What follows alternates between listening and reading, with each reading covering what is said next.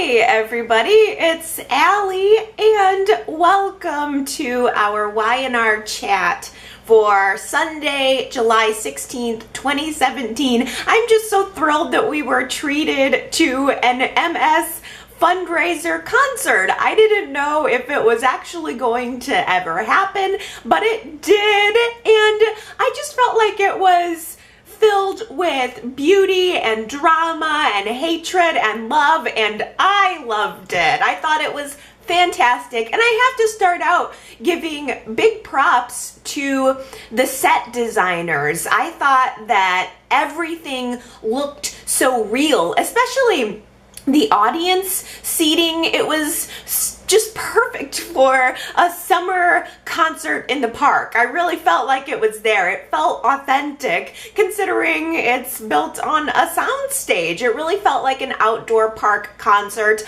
I thought that the stage setup and all of the decor, the florals, everything that were on stage, the lighting on the stage, it was absolutely stunning. And none of it would have happened if it were left up to Nick Newman. All of that would have gone to waste. No, I mean, Nick was very clear about his intentions this week. He was pressuring Nikki and Victor to cancel the concert altogether, and to Victor's credit, he did offer to cancel it. He said, it's no big deal, Nikki. If you don't want to go through with this, then we'll just have a party fundraiser. I thought that was good. I mean, I think it spoke to Victor's intentions all along, that he just wanted to do something nice. This wasn't about humiliating Nikki or putting extra pressure on her. He said, if you don't want to go through with it, it's fine. But it was Nikki who said, no, I want to do this. Nikki's not having any of Nick's doubt. She does not want to cancel. She wants to, I think, not let anyone down, but I think she also has something that she wants to prove to herself. So instead of trusting his mother and her word, Nick decides to take things into his own hands, and he sabotages the soundboard backstage by dumping a can of soda on it. Nice work. I love that that was his big plan. I mean, we knew he was going to be up to something, and as soon as I saw him eyeballing that can of soda, I'm like, really? He thinks he's going to take down this whole concert with one single can of soda. I guess that's apparently what it took. But I felt just awful that Nick does this and then leaves Abby to clean up the mess. I really felt for her this week. She's been planning this event for weeks on top of everything that she's got going on at Newman with her regular duties. And in one fell swoop, Nick just ruins it all. You cannot have a concert without a safety permit. You cannot get a safety permit with sparks flying off of the soundboard. Honestly, Abby had major anxiety going on backstage, and I really felt it. It transferred onto me. Her anxiety was giving me anxiety seriously. I mean, legitimately, I felt like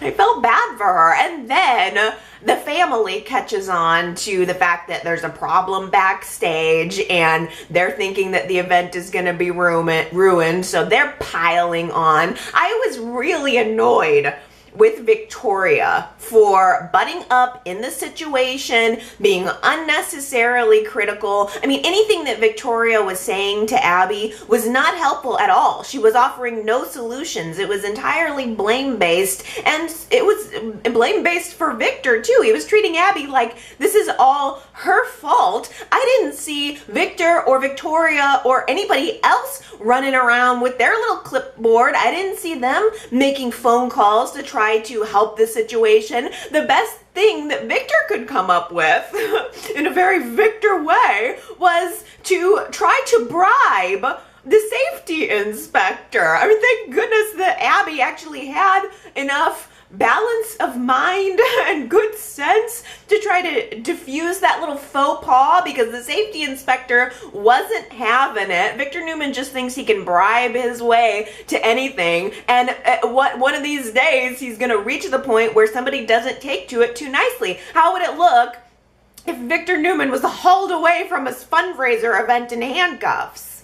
Backstage, Nikki was in her dressing room tent. I thought that was also very beautifully decorated, very beautifully lit. It set the scene, I think, for some beautiful moments that were to come.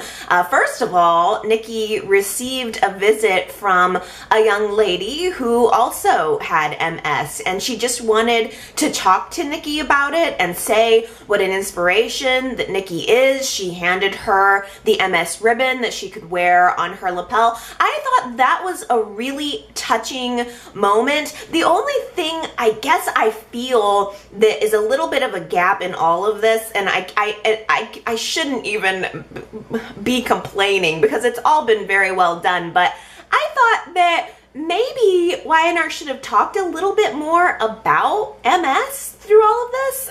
Like what exactly the disease is, because we know that Nikki is in all of this crippling pain, but not once have they really talked about what it is, what causes it, what is actually being done research-wise. Is it genetic? I don't know that much about it. I know that it's a disease that affects your nervous central nervous system, I think, or it has to do with your nerves. And I just think that this possibly would have been a little bit of a point of education. Which I'm going to go on Google actually and look that up after I get done, because I was thinking, I shouldn't be waiting, I suppose, for Y&R to tell me what MS is, but I guess I'm contrasting it with when Jill had her heart attack. I thought that they did a really good job of bringing the doctor in to try to, in a very well done way, explain what the symptoms of a heart attack are and what you can do to prevent it. And I thought that Jill's disease was well done. I would have maybe liked to have seen Y&R talk a little bit more about it, but they overall have done a very good job. And I liked that Nikki really wants to do something good here. I think that through all of her suffering, what has also been on Nikki's mind is the larger issue. She wants to contribute something to the research for the cure for this debilitating disease. I do also wish, just for Nikki and her character, that the young woman coming in and talking to her would have been a little bit more of a cue to her that she doesn't have to lie about her symptoms. It was not necessary for Nikki to hide any of this. I would think that being open and honest about what's really going on is part of the message and part of the reason why you would need to have more research. I think that she just didn't have to lie. I would have liked to have seen her talk to people about what the reality of the disease really is. But just as it looks like the concert is going to have to be canceled, the soundboard can't be fixed, they can't get anybody in there to work it out, and Nick is on stage happily ready to announce it. He knows he's sabotaged it. He's hoping that this concert does not go off. I mean, he's literally walked out on stage to tell everybody that the concert part is going to be canceled, and just as he does that, Noah, his son, comes to save the day. I thought it was brilliant that Noah was able to use his knowledge from working the open mic nights and things at the Underground to fix the soundboard. That was excellent, a really great tie-in, and he was also saving the day for his girlfriend Tessa too. She takes the stage, Nick gets butted out of the way, and Tessa gives this beautiful performance. I loved the song that she was singing. I thought she looked so gorgeous up there on stage, and I am not ashamed to admit I cried. I cried during Tessa's song, and it was not just the song, but I think it was the build-up of the moment and how beautiful everything looked, and the faces of the audience, and most importantly, the moment between Nikki and Victor backstage. And it was magic. He looked right at Nikki and says, "All I've wanted to do is create magic for you." And they have a kiss. It was more than one kiss, actually. She kisses him once and then looks into his eyes and additional kisses. It was really a wonderful Nikki and Victor moment. I always get sucked back into them. I can't help myself. It was romantic. All of the talking about, predictions and how is this going to go down, it just all got washed away, and I was entirely immersed in the Nikki and Victor love story once again. It was just beautiful. Tears streaming down my face. I mean, I'm not even kidding you. I was sitting on the floor like, ah. It was gorgeous. And then Nikki takes to her piano looking so beautiful. There is like steam and colored lights behind her, and she sits down at the piano, and there's a moment where we wonder, is she going to be able to pull this off? And of course she does. She plays absolutely flawlessly. And I liked too that it was the same song we've been hearing her playing. I don't know why, but I didn't connect it until that moment. She starts playing the song. I mean, we've heard her play it in pieces over the last several weeks, and all of a sudden she's playing it in its entirety. I thought it was beautiful. The audience was so impressed. She comes and she takes her bow, and you see the faces of everyone saying, that was excellent.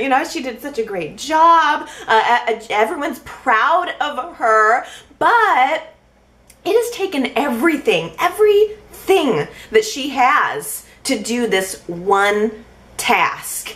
The moment she's done with the task, she runs backstage and she is in pain. I mean, absolute, I think, mental and physical anguish at that point. And Victor comes in after her, and he sees that she's there in pain, and she pulls herself together, and for the first time, she was really open with him about the struggle. I think that that's what she needed to do all along. None of this was her enemy. I think that rather than trying to run from the problem or work through the pain, she needed to embrace it. And in that moment, she was embracing Victor too. And she just said, you know what?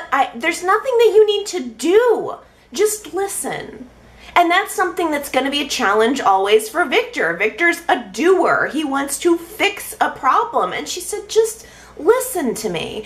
And he, of course, apologizes for any stress. Like, he didn't know that it was doing this to her. Everybody else in the world seemed to pick up on it, but Victor didn't pick up on it because she's been pushing him away and intentionally hiding it from him. And she actually gets to the point, though, where she thanks him for making her do this, or for setting up the event so that she could do this. She in a few moments completely turned her position on Victor. She's been fighting her feelings for Victor just as strong as she's been fighting this disease. And in the moment where she finally triumphed over her, over the disease and the piano piece and the concert and all of this craziness that's been going on in her head, she also chose to embrace and triumph over her anger, I suppose, with Victor.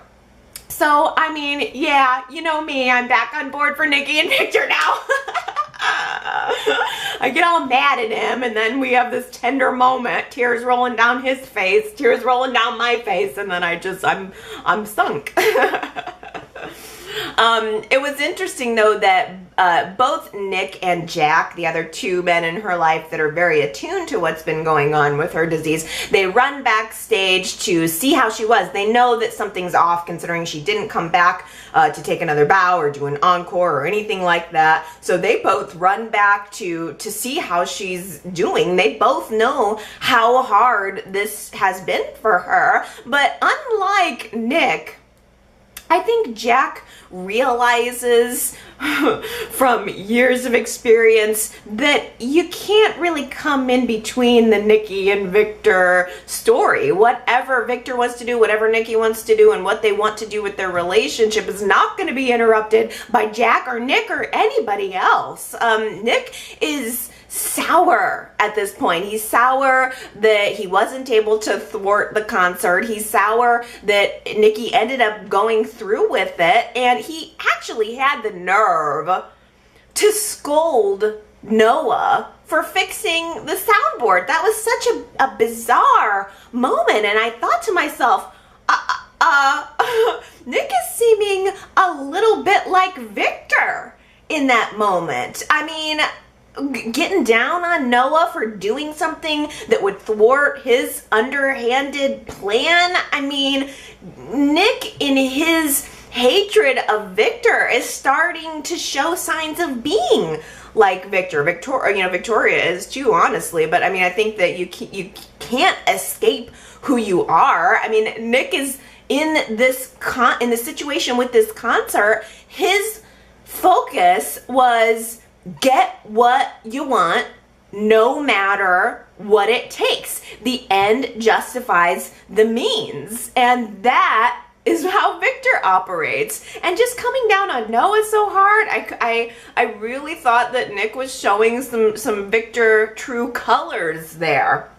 Oh, and Victor knows it. Oh, Victor has been watching this whole situation with the concert, and he ends up finding out from one of the technicians that the reason the soundboard was sparking all over the place was because somebody dumped a can of soda on it. And just from watching Nick, from observing the situation, Victor figures out immediately, or I guess not immediately, but over time, it starts to dawn on him what Nicholas has done, and he confronts Nick. It was kind of a scary moment. Nick goes down to the parking garage and he's all angry and he's getting ready to get in his car, and you kind of know that something is going to happen. And just as Friday's show ends, Victor is confronting Nick and he's getting ready to rip him a new one. I suppose the way Nick just ripped Noah a new one, only probably 100 times worse.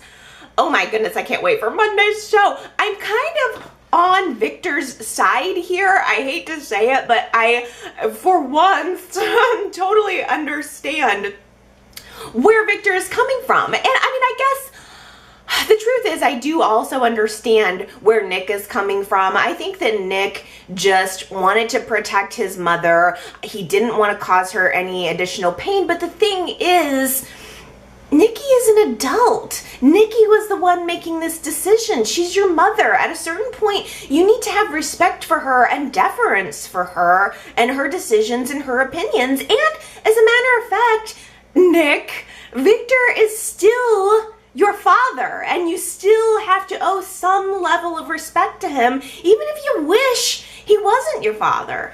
Victor summons Hilary and asks her to cover the charity event. I thought it was fantastic, starting with the very uncomfortable interview that Hilary gave in the Newman living room, where she wants to hone in on the pieces of information and the interpersonal and family dynamics that her viewers are going to want to know about. So she's asking questions about Victor and Nikki's marriage. Victoria's there. She's asking her about the marriage. It was very uncomfortable for the Newmans. I think that Hilary picked up maybe on that, but she did a good interview with these people. I'm sure she's gonna air it on the show next week. But my favorite and most unexpected part of the concert was the red carpet. Oh my gosh, we actually got red carpet. How cool is that? That plays into all of the things I love. It was a new set. It felt very current. We got to see everybody's fashion and their outfits and do little interviews. Like it was just tied in perfectly to Hilary and her role. I loved the little bit, just a teeny tiny little flash of comedy that we got from Hilary right at the beginning of the red carpet scenes, where she's trying to like go blah, blah, blah, blah, blah, like she's moving her mouth, like preparing for being on screen. I thought that was really a funny moment from Michelle Morgan. I loved all of this red carpet glamour. I loved the interviews. I liked her talking to everybody. I liked even her sidekick cameraman, Howard. It's just a fun little dynamic, and I really appreciated that. Y&R is giving us lots of character, lots of charisma here. I have to give a major thumbs up for this whole gala. It was gorgeous. I think that next week Victor is probably gonna wish he never involved Hilary in this whatsoever.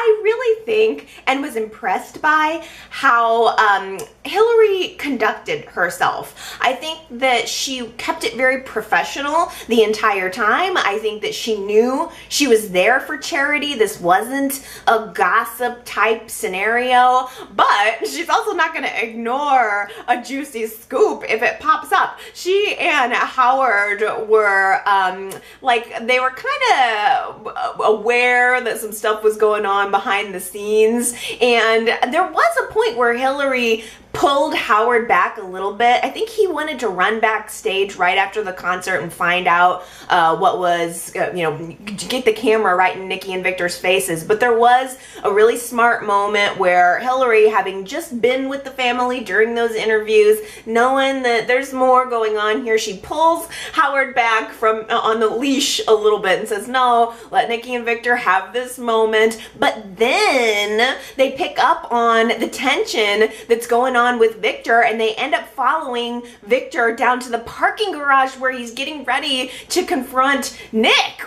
I mean, honestly, I'm not sure what's going to happen next week. I don't know what's going to be done or said. I don't know if they're going to get into a physical altercation or if it's just going to be words. But if Nick and Victor end up airing all of the Newman family dirty laundry during their fight, if they're gonna talk about everything that's happened, including everything that happened with Adam and Chloe, it's all about to be caught on tape. Can we just take a minute to talk about some fashion? I mean, there was a red carpet. I'm not gonna not talk about the red carpet glamour. I think we need to officially do our best and worst dressed for the week. My best dress, my big ribbon of the week, has got to, of course, go to Ms. Nikki in champagne wishes and caviar dreams. She looked like $1 million, and I'm not saying that she was the best dressed because she was clearly the star of the show. I'm saying she was the best dressed because she was the best dressed. I loved everything about it. I loved the color of the dress. I loved the texture of the dress. I loved the jewels, the big chunky jewels. Her hair was gorgeous. I even liked the little, what would it have been? Not tulle, but I don't know, chiffon sort of little wrap that she had on over the dress. She was gorgeous head to toe. Big red ribbon for Nikki, or I suppose it would be an orange ribbon for Nikki. Worst dress is kind of hard. Even though I thought that she looked beautiful, I will say I did not love Tessa's hair with the dress. I thought that she had on a gorgeous red dress, and the hair was a little too poofed. It was like bouffant, like it didn't match the dress. The dress seemed kind of almost like, in the way that it was saggy, it almost had like a boho sort of vibe, I guess, and then her hair just seemed more like beehive. I don't know what it was, but the hair was too teased and brushed back. It was too big or something. It just didn't, like, her head didn't match the rest of her body or something. But I mean, it's a stretch, I suppose, to call her worst dressed, but it was probably one of my least favorites. What are you guys thinking? What are your best and worst dressed? I've seen some comments that people were not feeling Chelsea's outfit. She had on kind of a like multicolored beaded shorter dress. I didn't mind the dress at all, though. I just hated the earrings. I don't like those curtain tassel earrings that everybody seems to be wearing now. It's just, it didn't feel formal. And that was the main complaint that I heard about Chelsea's dress, was that people, the dress wasn't bad, but it didn't seem gala worthy. I liked Hilary's dress. She also had on kind of, I guess it was silvery gold, and it had these rose appliques on. I mean, it's hard for Hilary to look bad. I did absolutely think that she looked beautiful, and I thought that she also looked expensive. I loved Ashley in her ruby red. Ashley looks fantastic in red, and I loved that Ravi had on, like, I don't know what it was. I don't know if it was velvet or velour or something. Probably, or not velour. I guess it would have been velvet. It looked like he had on, like a velvet jacket and a velvet tie, but he looked really good. I think as far as men goes, Ravi was probably the best dressed because it was something a little offbeat. I mean, guys always look the same in their outfits, and Ravi was giving us a little something different. I bet it was hot.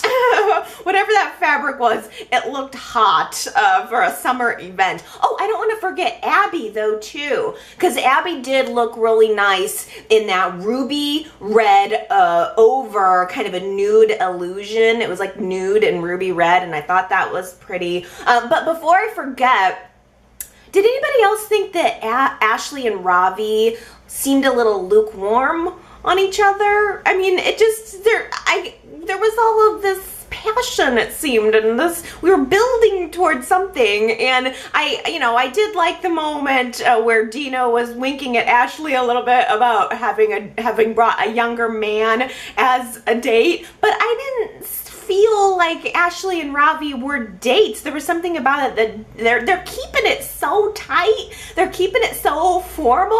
I want to get back to the Ashley and Ravi story. I want to know what's going on there. Is their relationship progressing at all? I mean, it seems to be moving at a snail's pace here. I guess her date though was better than Jack's date. Jack brought his mommy to the party. I mean, come on, Jack, you couldn't muster up another date. But I thought Dina looked really nice. I liked her navy blue dress. I really liked Dina's hair. She had a lot of hair.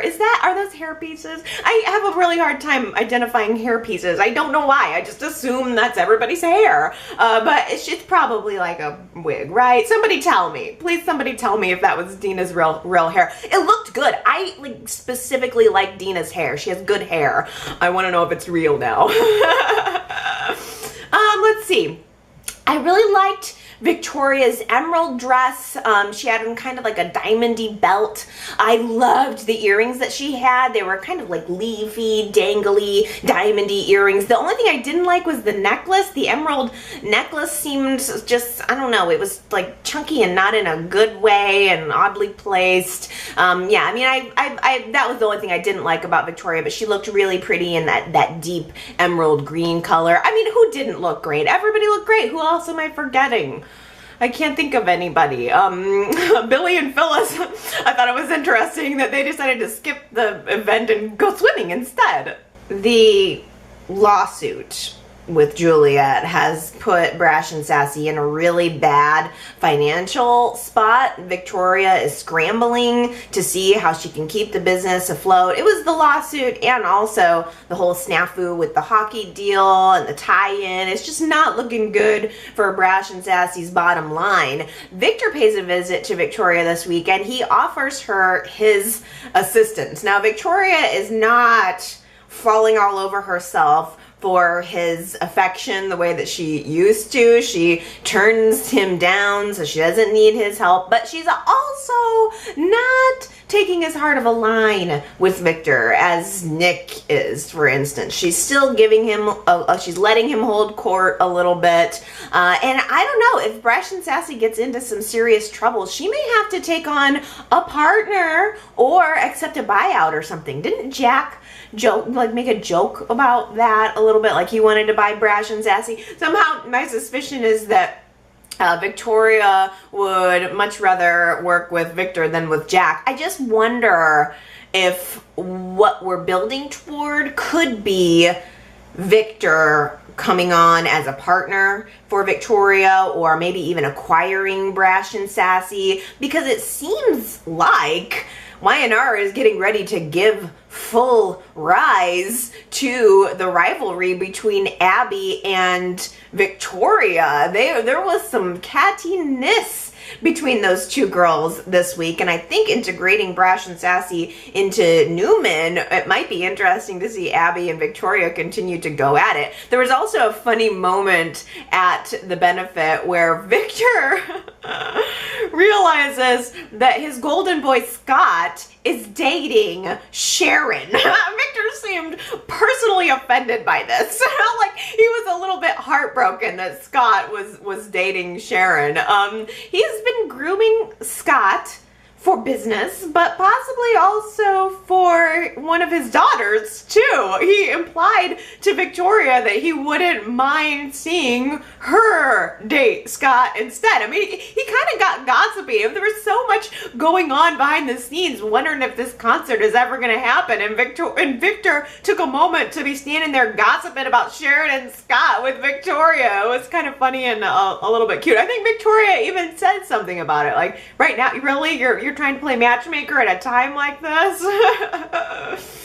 Oh, I don't know. I suppose if Victoria doesn't want Scott, then as usual, Abby can have Victoria's leftovers. I still wonder if we're gonna have more moments between Abby and Scott as well. Well, another moment of rivalry between Victoria and Abby at the benefit was when Zach was flirting with Victoria at the bar a little bit. Zach is Abby's new friend, boy toy, perhaps dating. She's dating him, and he's flirting with Victoria a little bit before he realizes that Victoria is Abby's sister, and Abby immediately tells him stay away from Victoria. Just don't have anything to do with her. I definitely cannot see Zach and Victoria together. That would be really ridiculous to me. I mean, I don't know why. I don't know. They're just meh. I'm meh on Zach. I have no reason to like him. I don't trust him at all. I don't want him anywhere near Victoria. But maybe they are building toward a future Abby, Victoria, Scott triangle. Once Zach's out of the way, I don't know. But then where would that leave Sharon? I forgot Sharon's outfit. I'm trying to remember it now. It was a long white dress. Was it one shoulder? Sharon, of course, just looked beautiful in white, the angel that she is, right? Oh, I don't know. I just keep thinking that Y&R wants to pass Scott around, but there's more, because there's more than one woman who's got him on her radar. But as of right now, he is property of Sharon Newman, so hands off. The paternity test results are in. Juliet delivers them personally to Lily and Kane. Of course, he's the father. Of course. This is no surprise to me, no surprise to you, I'm sure, and certainly no surprise to Juliet. This is what she's been claiming all along. It was interesting, though, that Juliet had a change in her tone this week, because last week she was starting to show interest in Kane, wanting him to be participating in her child's life. And then this week, when she went to tell Lily and Kane the paternity test results, she was so defiant. I mean, I thought she was going to maybe demand something from him, but instead she pulled back and said, I don't want anything from you. Just so you know, you're the father, but I'm not trying to get anything from you. I don't want you to be involved. You're off the hook. Consider yourself off the hook. I liked that Juliet said, you know, I didn't mean to hurt you, Lily. It seemed like she specifically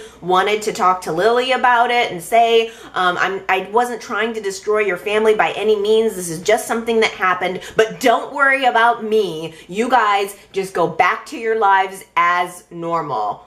And Kane was ready to do it too. I was so shocked by that. I mean, like, Kane basically fell off the hook. Like, oh, good. Juliet's letting me off the hook, so I'm just gonna stick my head in the sand and pretend like this isn't happening and go back to normal. I thought that was so fascinating, that was his reaction, that it would even occur to him to just abandon her and his child, but he's so willing to do it. I'm sure that a lot of guys in that situation would probably do the exact same thing. I mean, that's why we have child support, because a lot of guys want to run away from the responsibility, would just love to be off the hook for the whole thing. I thought that Daniel, I never know how to say his last name, Godard. I thought that he was really excellent in that scene too, because I really, really felt his desperation. He just wants to make it go away, and Lily has to snap him back to reality and say, no, you don't get to run away from this responsibility, which I also think says so much about Lily and who she is, the type of woman that she's become, because it would be just as easy for her to want to ignore it. And like, once again, I'm positive that a lot of wives would just ignore it. They do. I'm sure that God, the husband goes off, has an affair, has a baby, and they just ignore it and go on with their little family. But like, la la la, this is not happening to me. That would be so easy to do. And Lily would not let Cain do it. He was so desperate in that moment, saying, well, what do you want me to do? And Lily says, you have to be there for Juliet. You have to be there for this baby. I just was so impressed I'm overall impressed with how Lily is handling this very maturely. She didn't immediately decide to abandon Cain, abandon her family, because Lily's got so much more to think about than just her relationship with Cain. When you have kids, when you have a family, there's so much more at stake. The stakes are just so much higher. And I really think that she's just I'm just so impressed with how she's handling herself. I don't know. I'm less impressed with how Cain is handling himself. He has let this destroy him. He feels absolutely destroyed. I mean, I guess, like, look, I don't know if Juliet is trying to pull a fast one here. We're speculating on both sides of it. Some people say yes, some people say no. And in reality, we all know that Y&R is going to take this however they choose to. For now, I'm just going to assume what Lily and Cain are assuming, that this is the new reality, that apparently Juliet and Cain slept together, she's pregnant. I'm just going to go with that for now until Y&R starts throwing out other crumbs that we can latch onto. But for now, there's nothing left to do but accept it when it comes to this family. I mean, they have to tell Charlie and Maddie what's going on. It's an obvious tension. It's an issue in the household now. So Lily takes Maddie aside, Cain takes Charlie aside, and I liked the way the scenes were spliced up of the kids learning what was going on with their father. They both have separate but equally painful reactions. They feel betrayal now, that their father has betrayed their family, and they feel, I'm sure, disgusted by the idea that he would step out on their mother. I think this is really rocking Maddie and Charlie's world. I mean, I'm sure that they are at this point feeling all of the things that Lily is feeling right now, and Cain is just powerless to stop it. The Kevin and Chloe saga continues. Does anybody else feel like this is kind of dragging out? I thought we were done with this a while ago, and now here we are. It just keeps going. I don't know, it seems kind of long. Last week I asked you guys if you felt like Y&R was giving us a fit farewell to Kevin Fisher, given the amount of time he's been on the show. I mean, just everything. Do you feel like this has been a good goodbye? 68% of you said no, that you feel like there is something lacking here when it's coming to Kevin's goodbye, and that Y&R could have done a lot better. I voted no. I feel there's a lot of holes in the plot, and it just kind of feels like it's dragging out. We had a first goodbye, and we've had additional goodbyes, and now I don't know where we're headed on this. I mean, 32% of you felt like Y&R's done a good job, and I think that number was a little higher as the week has gone on, so maybe you guys are starting to feel like Y&R's giving a better resolution. I mean, we had the continuation of the goodbye, the long freaking goodbye tour. Kevin said goodbye to Chelsea this week, and I will say I did appreciate the goodbye with Chelsea scene, because I could really tell that Kevin feels guilty that Chelsea lost her husband over what Chloe did. That's not going to stop him, I suppose, from doing anything different. He knows that turning Chloe in is not going to bring Adam back, so I suppose he thinks, why bother? I mean, it would, though, get her some help that she needs. We know that Chloe is not well. I think it's a little bit maybe foolish of Kevin to think that he's going to be able to help her. How is he going to make sure that she gets the mental health care that she needs when they're on the run like this? I don't know. I also did like, though, the goodbye moments with Esther and with Gloria. Finally, we saw Esther showing us some real emotion. She's seemed so muted over the past month, really, since Chloe died. We really haven't seen much from her. She's on those meds. Where's Kevin gonna get meds for Chloe? At least the doctor was able to prescribe her what she needed. But I did like seeing Esther. I liked Gloria and Esther, and Gloria being a friend to Esther, and I felt sad when Gloria was saying, you know, goodbye, Angel. It's just too bad because Kevin is leaving at a time when we're seeing Gloria and Esther more than ever. I think that it really could have been good to build up those families, but now Kevin's leaving town. He's got Chloe, he's got Bella. They're kind of hanging out in a hotel room right now trying to entertain themselves, and there's a moment after Bella goes to sleep where Chloe and Kevin finally have a chance to really talk again, and Chloe decides to tell him that Victor was involved in all of this, that he was part of the conspiracy, and Kevin didn't know any of this. Obviously, he's not happy about it, but he also is not going to turn around now. I'm trying to rationalize all of this. I imagine that Kevin feels that he has two choices here. It's either he can be afraid of Victor's retaliation, or he can choose to love and support Chloe, and he chooses to love and support Chloe. So I guess Portland, here we come. Velvet handcuffs. I'm fascinated a little bit by the idea of velvet handcuffs. No, it wasn't Ravi who said that last week. Maybe Ravi took the velvet handcuffs and made them into a suit jacket and a bow tie for himself for the gala. He would have had to try really hard, though, to pry those velvet handcuffs out of Hilary and Jordan's hands. It was Jordan who uttered the phrase velvet handcuffs last week. He was having a little early morning love snug session with Hilary, and he said, well, are you want to call in some room service for us? What would you order for breakfast? Velvet handcuffs?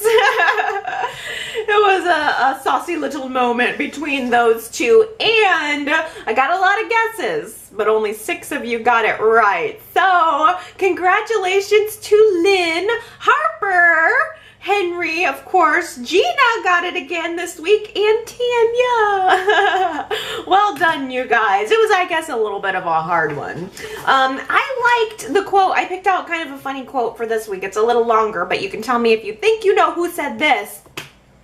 Any other tips other than don't drool on myself? I just like the idea of someone drooling all over themselves.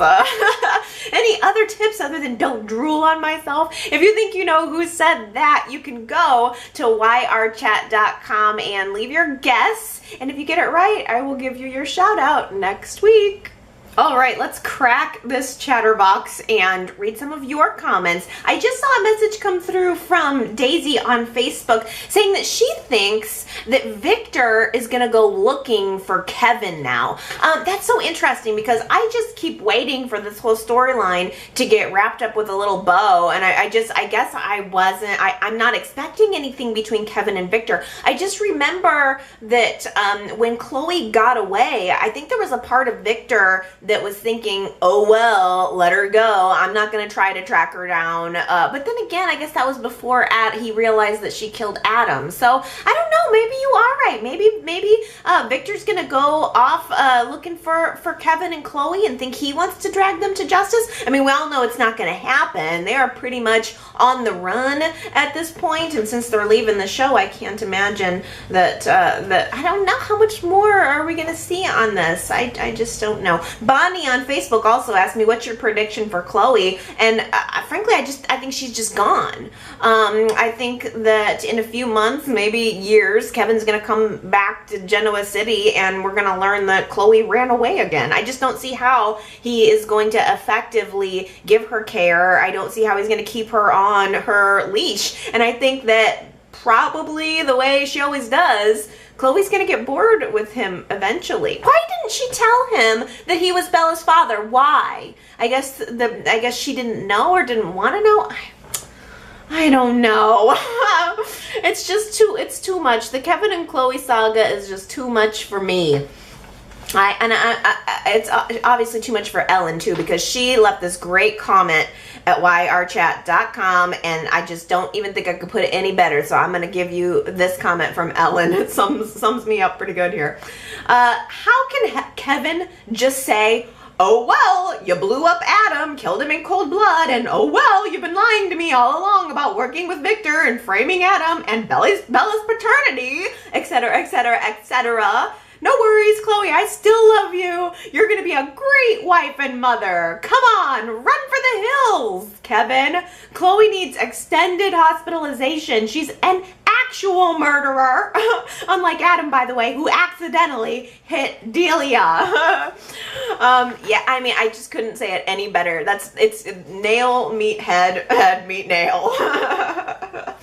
I also really like, Ellen, that you made a comment about how now, because of Kevin's absence, Michael, Lauren, Gloria, Paul, and Mariah have all lost a piece of their character's history. I think that's a really a point that needs to be made, Ellen, because it does kind of feel like Kevin is not getting a good resolution, to me anyway. It feels like he's kind of being erased out a little bit. And by the way, that's the reason why I can't believe that Mariah considers Devon to be her one true love after all of the history that she shared with Kevin. I was completely waiting for Mariah to have some kind of resolution with Kevin. I mean, we didn't go on that journey with them for nothing. She pined over him for years, He was her best friend, her support. I mean, she sat there quietly loving him for a long time, and she considers Devon to be her one true love? Ugh. Well, T. Nicole at yrchat.com commented on me saying that last week. There was that moment in the coffee house where Mariah's sitting there and she says to Sharon, do you think you ever get over your one true love? T. Nicole at yrchat.com says, I took Mariah asking Sharon if you ever got over your first true love as being about Devon towards Hilary. And I guess that's part of the reason that, or I guess I wasn't connecting that before, but because I'm thinking about Mariah in terms of her relationship, and like, I don't feel, I guess I've tried, okay, I've tried. And I feel underwhelmed by Devon and Mariah. It seems like a rebound to me. They haven't been dating that long as compared to the long history that Mariah had with Kevin. And so I just wonder, maybe Mariah, I mean, that's a really good point, T. Nicole, because maybe Mariah is thinking in terms of, well, you know, I kind of just got over Kevin and I am embarking on this new relationship with Devon, and unfortunately it's now starting to fall apart. Actually, Ellen also makes the point here that Mariah has started to fall for Devon just as he starts to weaken and lean back toward Hilary. Although Ellen also says, I don't get it. Why would you want to be someone else's conscience? Yuck. If Hilary can't make decent moral decisions on her own, then she's not right for Devon. Why should he have to be her babysitter for life? It's just like Allie was saying about Chloe and Kevin, although not as extreme. Kevin equals Devon. Chloe equals Hilary. It's not a healthy dynamic. And when does Mariah get a real shot at a relationship? Yeah, I mean, I think that's part of it. I would have rather kept around and really explored an actual relationship with Mariah. I mean, that's where the chemistry is. I know that there are a lot of Mariah and Devon fans, and by no means am I trying to dismiss that. Please don't think that I don't care about, you find sparks there. It's just that I feel like Mariah is so quirky that she would be paired well with someone else who's kind of quirky, and Devon he's always been a little bit flat. Like he's not Mr. Comedy. I mean, he has the ability, but I think he's a little more on the serious side. I think Devon is good in a relationship where he can balance someone, but I understand what you're saying, Ellen, about like not wanting to be someone's conscience. Like, I wouldn't choose a relationship like that personally. I want somebody who can handle themselves. I like you said about being a babysitter, no thank you. But it's just for, for soaps. For soaps, I like the drama. I mean, I think that Devon is just taken with Hilary. I think she's got that spark. I think she has the it factor that he finds appealing. He's drawn to her. I think whether or not it's good for him. I mean, I think maybe people have experienced that, where you're really into somebody, but they're kind of bad for you. Maybe it's a little bit for Devon, like playing with fire. You're gonna get burned, but Hilary's still, she's so bright and she's shiny and she's hot. Consuela at yrchat.com says, I love the moment when Hilary tried to interview Nick. Nick wasn't having any of it. Yeah, that was really funny. I think Hilary asked him, do you have any words to say? And Nick was like, words. He was giving very flat answers. And she says, maybe like, you're happy that we're here for a good cause. You want to add something? And he was like, yeah, those words are fine. He was obviously not having it.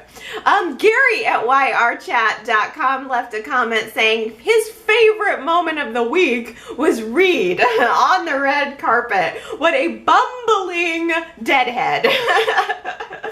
Yeah, I mean, I love that Reed was the first arrival at the red carpet. He works for me. I think this is a good cast. It's a good element to have on the show because Reed almost comes off as this clueless kid who's just stuck in the middle of all of this craziness, and it reads as innocent, and I think it's fun. And I also like the way he and Victoria are working together. We had another cute scene with Victoria and Reed this week where she was on the red carpet being interviewed by Hilary, and she's trying to prop Reed a little bit up. He feels I think understandably awkward in front of camera. He's not like he's into his music, but he's not into himself, and I think it's charming. It was fun. Sharita on Facebook left me a message saying, I felt really bad for the twins having to realize that their dad's not a hero, but a human like them. I can't believe they walked out on him. I wonder if this will turn Maddie into more of a bad girl. Well, that would maybe be good for Reed. That at least she would let her hair down a little bit and allow herself to get involved. I was surprised that she even took a break from studying to go up and swim at the pool last week. So maybe we are starting to see Maddie loosen up a little bit, which is what we were asking for. Hopefully, as Sharita says, I hope it doesn't turn her to like a really bad girl. Hopefully it'll just let her hair down a little bit.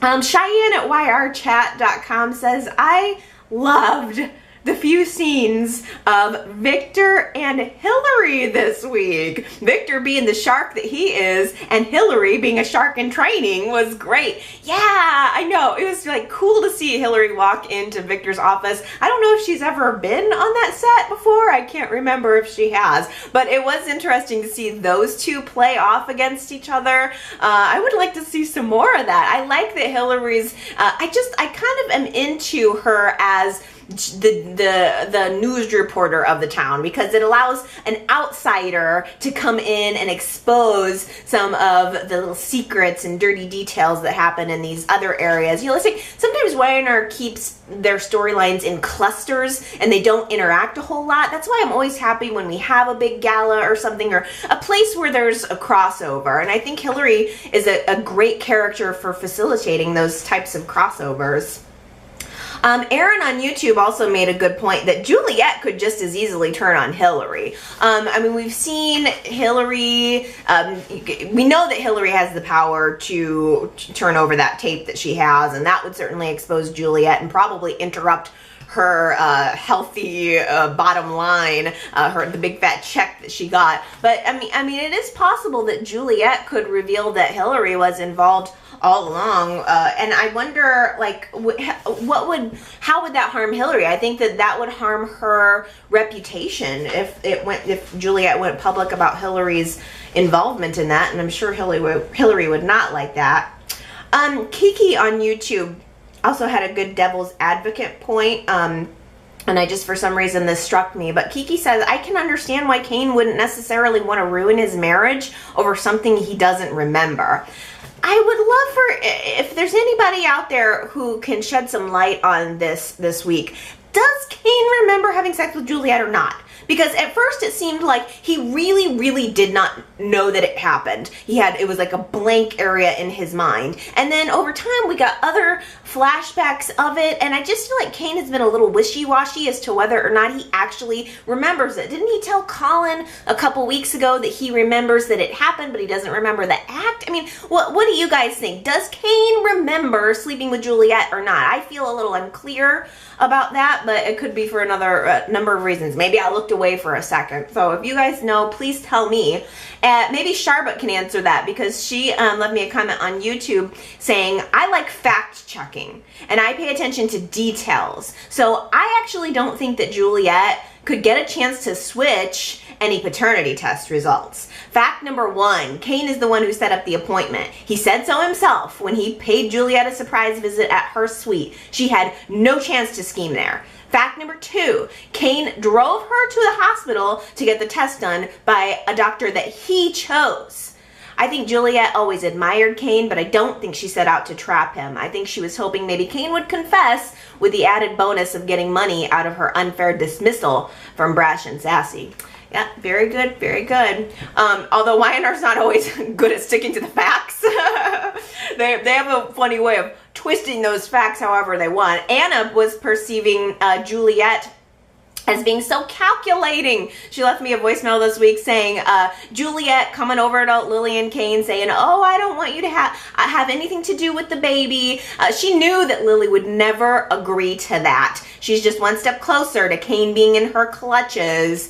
Do you think, I guess I didn't read it that way, but I guess I wasn't thinking about it in terms of Juliet being calculated, because I'm so rested on the fact that this is just reality. But, you know, do you think that Juliet did that on purpose? Do you think that she knew that she was saying all of those things specifically in front of Lily, and then knowing that Lily would not let Kane off the hook, that would allow more dissension between those two, that maybe Juliet could expose Kane a little bit there, make him look bad to his wife and cause a break in the relationship? Is that how you guys were reading that?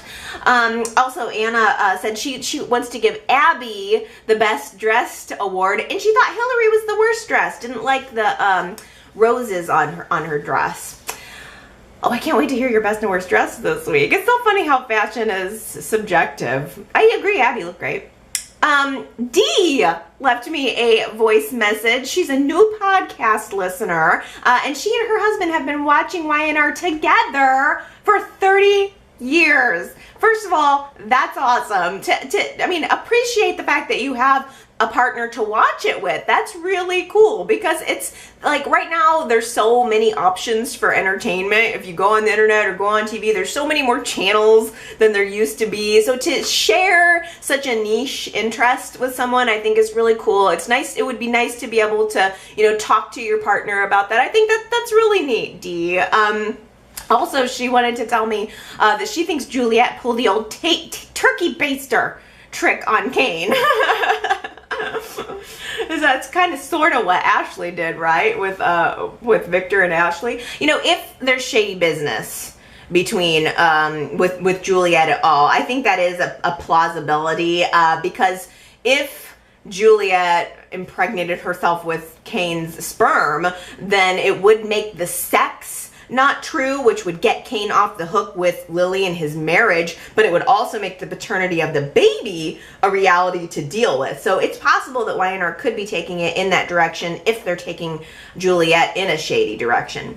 Consuela also left a comment at yrchat.com saying, I'm kind of confused about what kind of legal documents Kane was looking for regarding Juliet. That is such a good question. I'll tell you what I thought, and maybe somebody else thought something else, but in my mind, I thought, okay, well, he's looking for a release form of some type. Juliet's coming in saying she doesn't want anything from him, probably financial or anything else. So in my mind, I thought maybe Kane was online looking for like a contract, like, I don't know, a legal Zoom document that he could print out and give to her to sign. But to say she is like dismissing him from any responsibility. I could be wrong though. I would love to know how you guys read that. I had to bring that question up because it was a little foggy on me too, so I just filled in some blanks. Diana at yrchat.com says, I was so teary-eyed when Victor was speaking to Nikki in the tent before the concert, as he was telling her that he loves her and that she loves him. You understood Victor's intentions and really felt all of his emotions and feelings. Eric Braeden's acting is so authentic and organic. He always seems to gain my sympathy when he has tears in his eyes. I somehow forget all of the bad that he does. I think that's the charm of Eric Braeden, isn't it? Because he's like a man's man, you know. He's a villain. He's like Mr. mustache and Mr. aggressive and probably like type A personality. And then one single tear gets in his eyes and all of a sudden it's like, oh, Victor.